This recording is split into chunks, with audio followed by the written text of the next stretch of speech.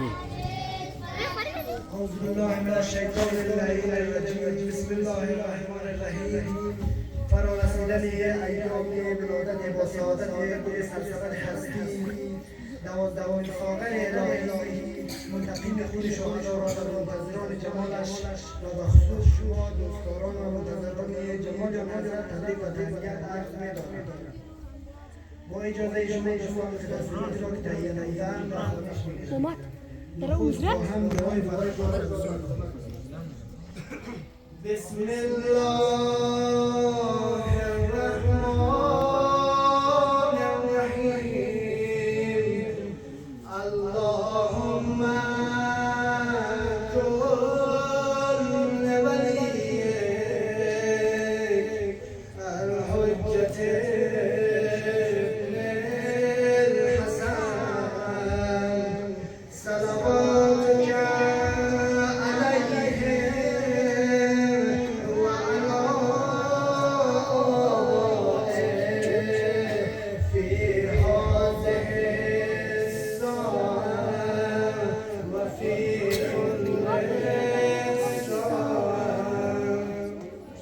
وليا وحافظا وقائدا وناصرا ودليلا وعينا حتى تسكنه أرضك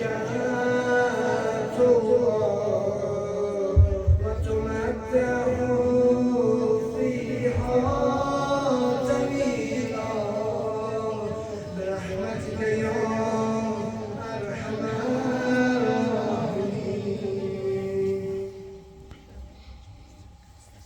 و دعا کنم تمنا همه شب که تا بیایی که مگر شبی اجابت کندم گره گشایی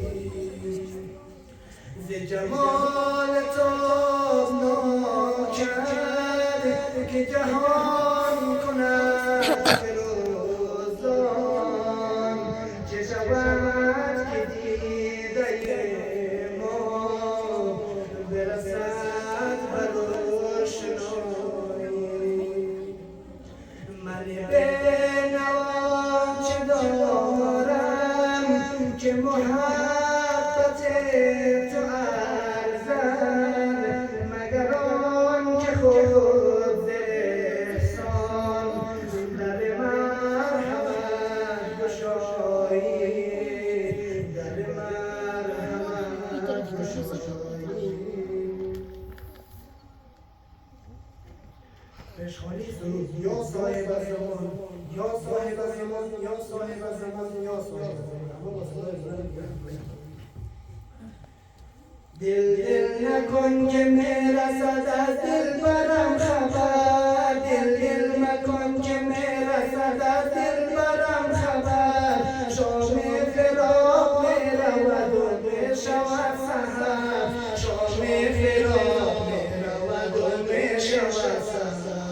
یا صاحب زمان یا صاحب زمان یا صاحب زمان یا صاحب زمان یا صاحب زمان